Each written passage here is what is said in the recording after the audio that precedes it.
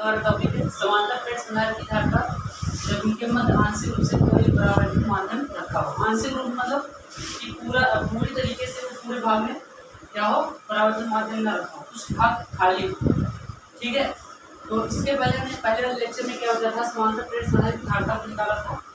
ठीक है, वहाँ पर हमने जो है इसका फार्मूला निकाला था और ये भी बताया था उसमें कि हम जो है जो वैद्युत क्षेत्र रेखाएं होती हैं वो दो प्लेट थी उसमें जो दिशा थी उसकी प्लेट P1 से प्लेट P2 की तरफ थी। ठीक है, और जो पहली प्लेट थी, ठीक है, पहले बना समझा दो।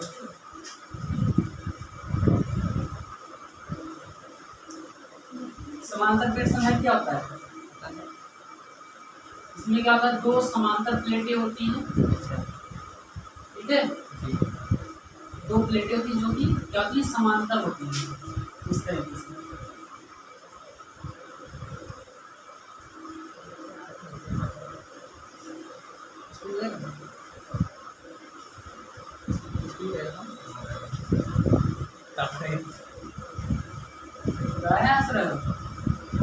मजा आया, ज़्यादा मजा ना आया नहीं हमारी तरफ ना।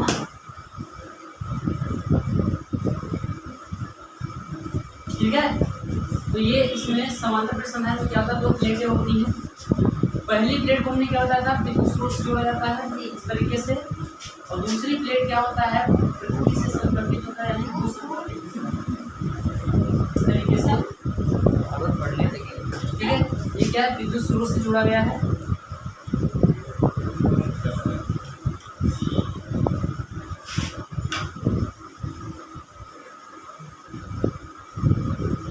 और क्या है, वो संपर्कित है। और इससे पहले वीडियो में मैंने क्या बताया था, जो है जो वैद्युत क्षेत्र रेखाएं होती हैं, ये प्लेट P1 हमारा, प्लेट P1 और प्लेट P2।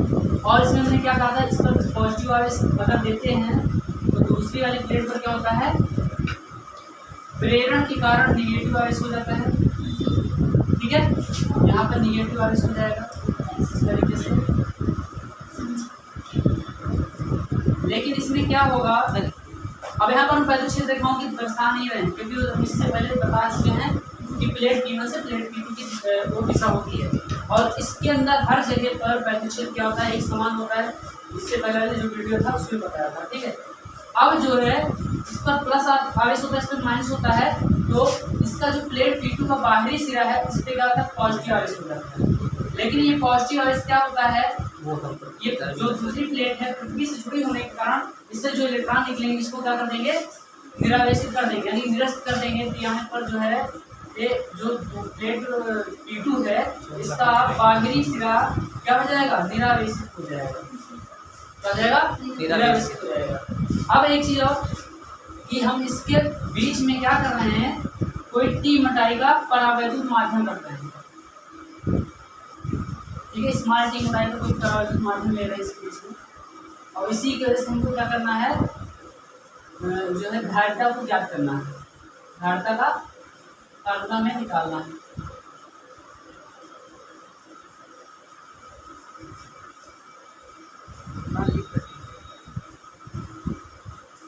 इसकी मोटाई क्या है, टी, स्मॉल टी है। क्या ऊपर लिख देते हैं,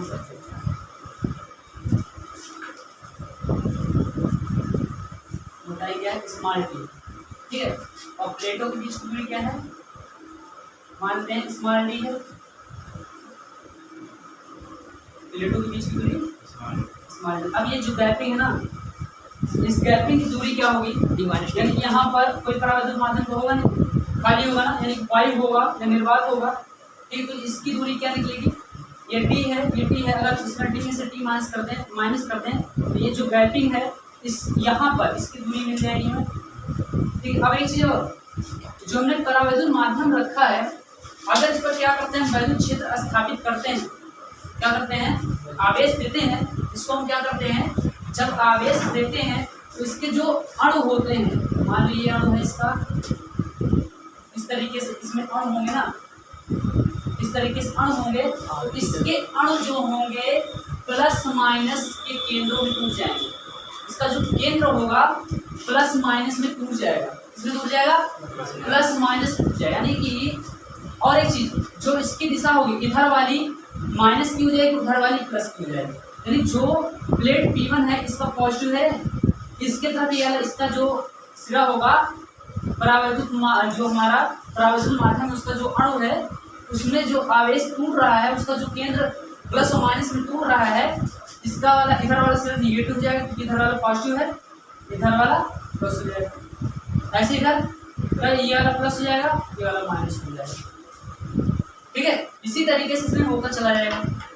अब एक चीज और, जो यहाँ पर वैद्युत क्षेत्र होगा, वैद्युत क्षेत्र इधर इसमें होगा, मानते हैं E1 है, ठीक है, इसकी दिशा इधर की होगी, लेकिन इसके अंदर जो वैद्युत क्षेत्र उत्पन्न होगा इसके कारण इसकी दिशा इसके विपरीत होगी, यानी इधर को होगी।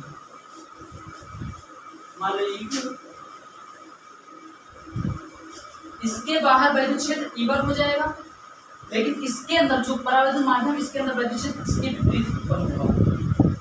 ठीक है, तो इसी ये जो प्लस और माइनस में टूटता है ना, इसे बोलते हैं परावैद्युत पदार्थ का ध्रुवण। क्या बोलते हैं?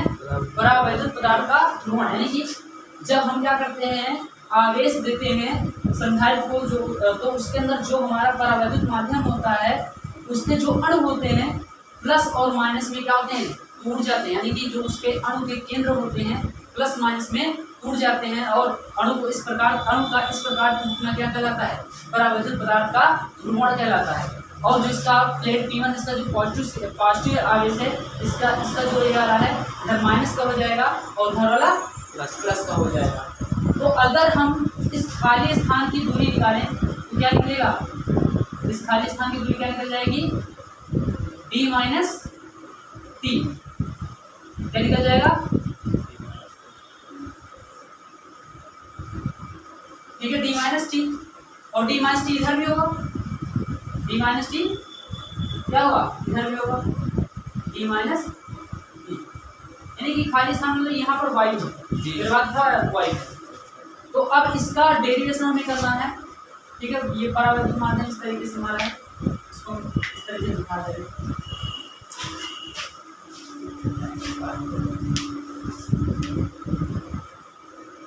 इसमें हम थोड़ा भाषा ले लेते हैं, इस डेरिवेशन को आगे बढ़ाते हैं। कि माना कोई समांतर प्लेट संधारित्र है, पहले समझ लो भैया। जिसके प्रत्येक प्लेट का क्षेत्रफल, प्रत्येक प्लेट का क्षेत्रफल कैपिटल ए, ठीक है, कैपिटल ए है, तथा प्लेटों के बीच की दूरी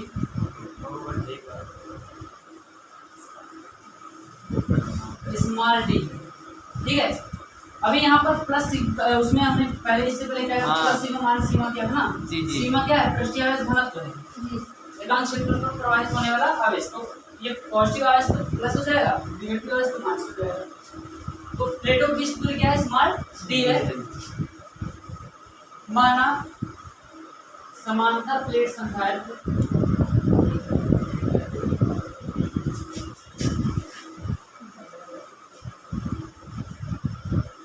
के मध्य आंशिक रूप से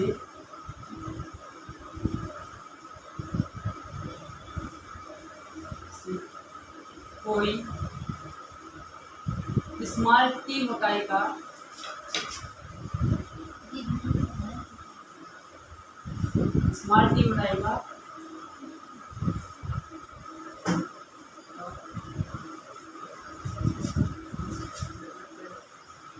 परावैद्युत माध्यम रखा है, परावैद्युत माध्यम रखा है, जिसका परावैद्युतांक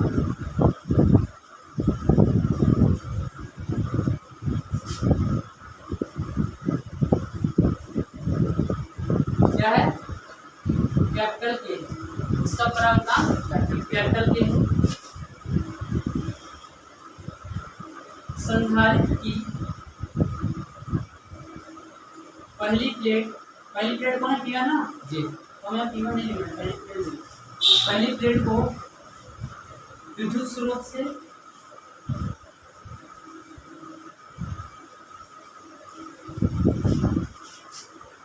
तथा दूसरी प्लेट को पृथ्वी से संपर्कित कर देते हैं। ठीक है, तो ये हमने बताया था ना, इसका बाहरी जो प्लेट P2 है इसकी बाहरी सतह क्या है? पॉजिटिव होगी, लेकिन इसके जो ये क्या है? इलेक्ट्रॉन संपर्कित है, जो इसके इलेक्ट्रॉन है इस वाले को क्या कर देंगे? निरस्त कर देंगे, निरावरित हो जाएगा। ठीक है, संपर्कित कर देते हैं। अब ये तो हम लिखने की जरूरत नहीं है। ठीक है, जब प्लेट P1 पर +Q आवेश दिया जाता है तो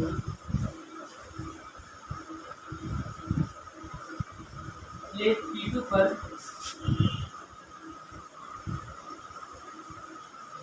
प्रेरण के कारण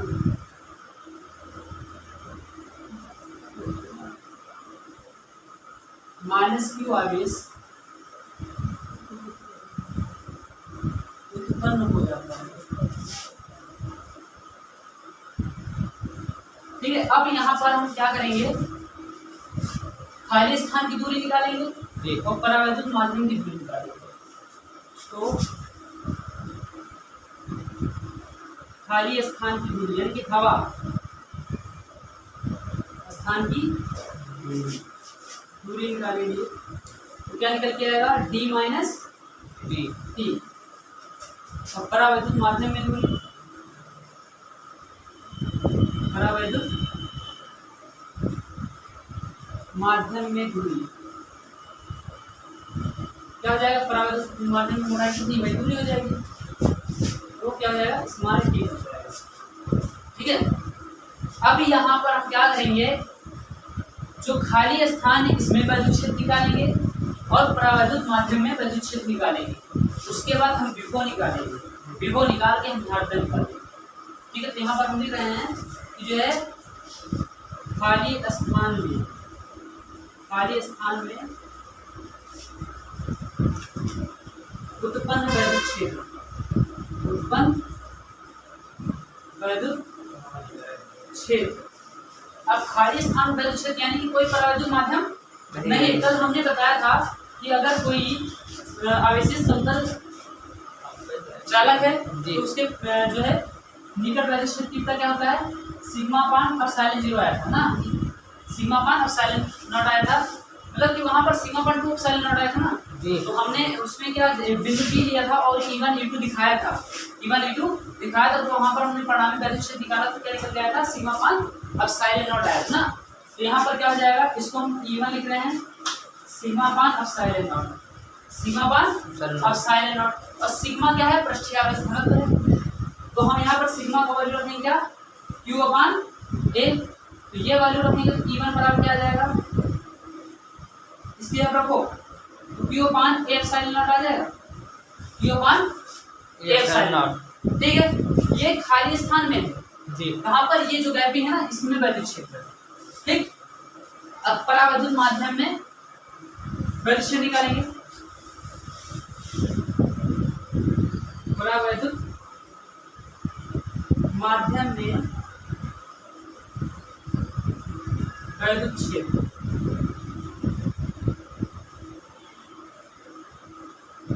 तो क्या हो जाएगा? E2 बराबर, इसको E2 हम लिख रहे हैं, क्या हो जाएगा? सिग्मा अपान K ε0। क्यों हो जाएगा? क्योंकि परावैद्युत माध्यम है, उसका हमने परावर्तन क्या लिया है? कैपिटल के लिया। ठीक है, तो यहाँ पर भी वही सिग्मा जब क्या रखोगे? Q अपान A रखिए तो Q अपान क्या हो जाएगा? KA ε0 हो जाएगा, KA ε0। अब यहाँ पर हम क्या करेंगे?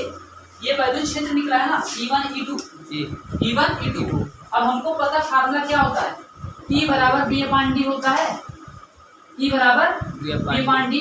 तो अगर इस फार्मूले का यूज करके हम क्या निकाले, बी को निकाले, तो बी बराबर ई डी होगा, बी बराबर ई डी। तो अब हम क्या करेंगे, परावैद्युत माध्यम में विभवांतर निकालेंगे और खाली स्थान में विभवांतर निकालेंगे। ठीक है, यहाँ पर लिख दे रहे हैं जो है खाली स्थान में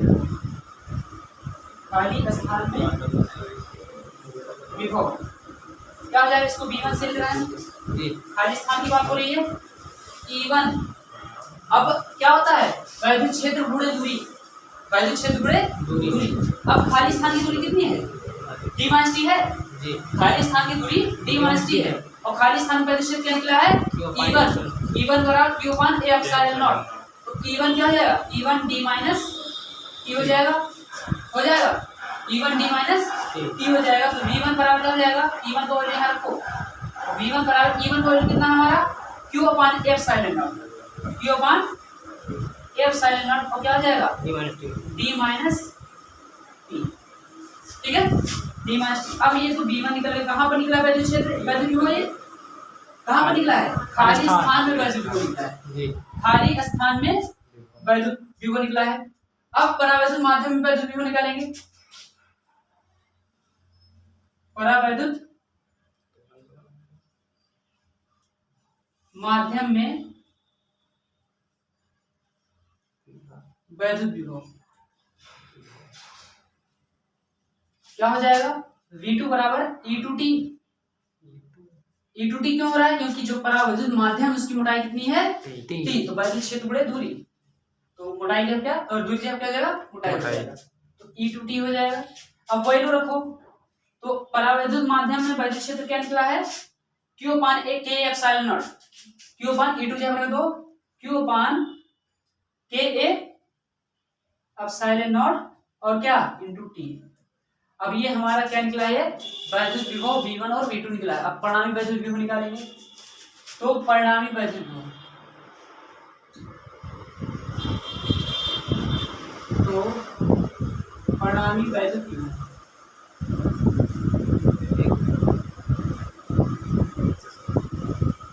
तो V बराबर क्या जाएगा, V1 प्लस V2, कट तो नहीं रहा नहीं, तो V बराबर क्या हो जाएगा, V1 को वैल्यू क्या है, ये Q upon a epsilon not, Q upon a epsilon naught d minus T, और प्लस V2 इक्वल टू क्या हो जाएगा, Q upon k a epsilon not e। ठीक है, पहले इतना नोट करो, आगे बढ़ाते हैं। क्या है, V इक्वल टू, यहाँ पर ध्यान देखो Q upon a epsilon not, Q upon a epsilon not common आ जाएगा। ठीक है, तो ये कॉमन हम लेते हैं, Q upon a epsilon not common आएगा, तो अंदर क्या बचेगा, यहाँ पर हमारा बच गया d माइनस टी। ठीक है, d माइनस टी बच गया, और प्लस यहाँ ऊपर t बचा, नीचे क्या बचा, t अपान k, ये बचा। ठीक है, अब ये इतना है हमारा वैद्युत विभव, परिणामी वैद्युत विभव। अब हम क्या करेंगे, धारिता के फार्मूला सुनेंगे, धारिता के सूत्र से। धारिता का सूत्र क्या होगा, C equal to Q upon V, V का वैल्यू यहाँ रखो, C बराबर Q अपान V का वैल्यू क्या निकला है, Q upon a epsilon naught d minus T और प्लस T अपान K। ठीक है, तो यहाँ Q से Q क्या हो जाएगा, कैंसिल हो जाएगा, a एप्सिलॉन नॉट बटे बटे में ऊपर चला जाएगा, इसको ऊपर भेजेंगे तो epsilon not a upon d minus T plus T upon K।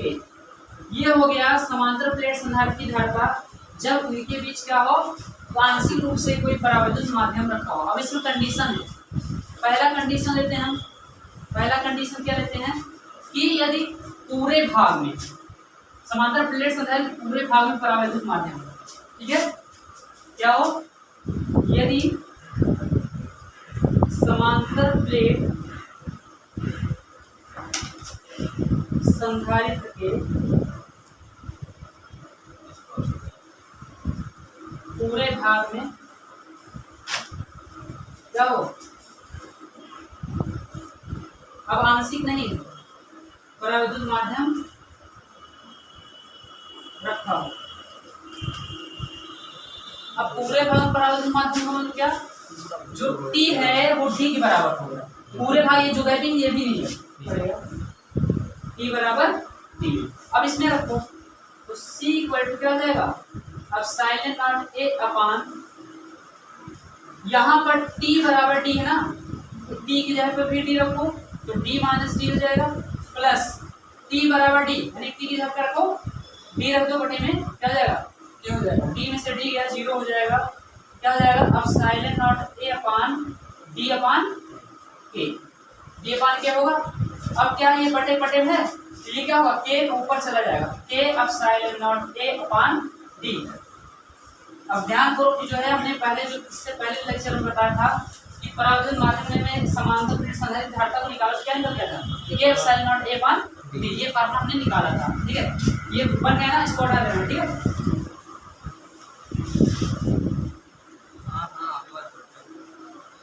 अब दूसरा कंडीशन लेते हैं,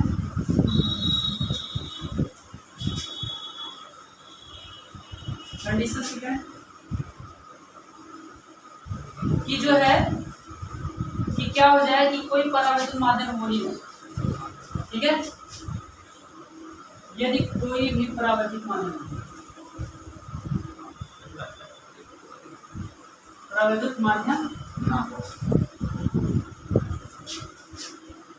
ना हो, यानी कि T बराबर क्या हो जाए 0, T बराबर क्या हो जाए 0, यानी कि कोई जो हमने परावैद्युत माध्यम दिखाई का रखा था वो बात वही ना, तो क्या हो जाएगा, इसी फार्मूले से चलेंगे, C बराबर अब साइलेंट नॉट A और बटे में क्या हो जाएगा, T बराबर 0 रखो तो D माइनस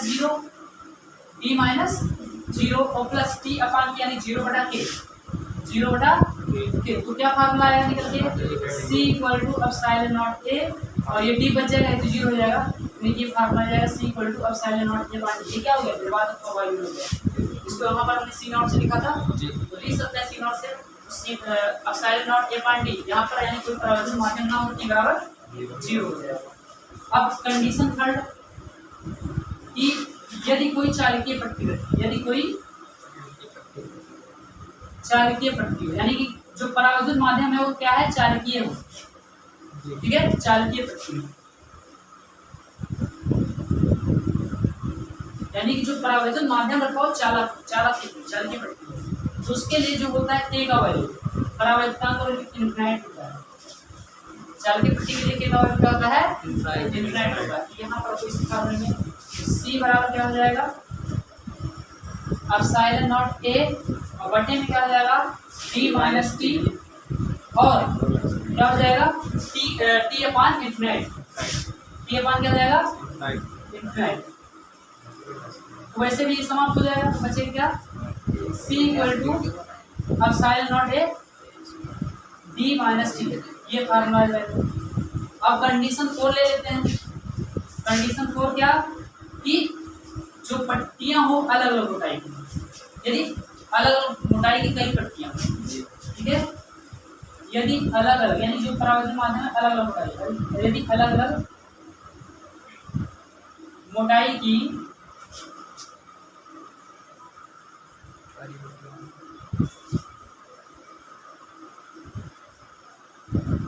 कई पट्टियां, ठीक, अलग अलग मोटाई की कई पट्टियां, तो T की जगह क्या हो जाएगा, T की जगह हो जाएगा T1 plus T2 plus T3, अब मान लेते हैं N तक है प्लस Tn, ठीक है, इसमें, और इसकी जगह क्या हो जाएगा, T1 अपान K की जगह क्या हो जाएगा, T1 अपान K1 प्लस T2 अपान K2 है ना, T अपान K है, तो T1 अपान K1 प्लस T2 अपान K2 और T3 अपान K3 plus dot dot dot plus Tn अपान Tn। अब यहाँ पर रखो, यहाँ पर रखेंगे तो C बराबर क्या हो जाएगा फार्मूला, अब साइलेंट नॉट A और क्या हो जाएगा टी माइनस में क्या जाएगा, टी के जगह क्या रखेंगे, T1 plus T2 plus T3, यहाँ पर टी जाएगा T1 plus T2 plus T2 plus T3 plus dot dot plus Tn bracket बंद, ठीक है। उसके बाद इसके क्या करेगा, प्लस P1 अपान K1 प्लस T2 अपान K2 प्लस T3 अपान K3 plus dot dot Tn अपान Tn। ये हो जाएगा समांतर प्लेट संधारित्र की धारिता कब, जब अलग अलग मोटाई की क्या हो, कई पट्टियां हो, अलग अलग मोटाई की क्या हो, कई पट्टियां। अब इन पट्टियों की मोटाई अगर कंडीशन 5 ले लें, और इन पट्टियों की मोटाई अगर क्या हो जाए, D के बराबर हो जाए, जो ये है इसके बराबर हो जाए, D के बराबर है, तब क्या फार्मूला निकलेगा, कंडीशन 5 यदि क्या हो जाए, T बराबर T1 plus T2 plus T3 plus dot dot plus Tn हो जाए, तो यहाँ पर ध्यान से आप देखो, हमने क्या कहा, इसकी जब D रखेंगे तो ये पूरा D हो जाएगा, तो D में से D का 0 बच गया जी, हो गया ना, ये वाला पूरा टर्म क्या हो गया, 0 हो गया। क्यों, क्योंकि हमने इसके बराबर इसको रखा है, यानी जो पट्टियों की मोटाई है वो D के बराबर आ जाए, तो यानी कहने मतलब जो परावर्तक माध्यम जो भी भरे हैं, यानी कि जो अलग अलग मोटाई की है, उनकी जो मोटाई आ जाए वो प्लेटों के बीच की दूरी के बराबर आ जाए, ये D के बराबर आएगा, D में से D का 0 हो गया, यानी कि ये बचेगा, क्या बचेगा, अब साइन नॉट A अपान में क्या हो जाएगा, T1 बटे K1 प्लस T2 बटे K2 प्लस T3 बटे K3 plus dot dot plus Tn बटे Tn। तो ये 5 कंडीशन है। ये हो गया हमारा समांतर प्लेट संधारित्र की धारिता जब उनके मान क्या हो, आंशिक रूप से दो परावर्तक माध्यम रखवाओ, और इनकी क्या है 5 कंडीशन। तो ये क्लियर हो गया, क्लियर है।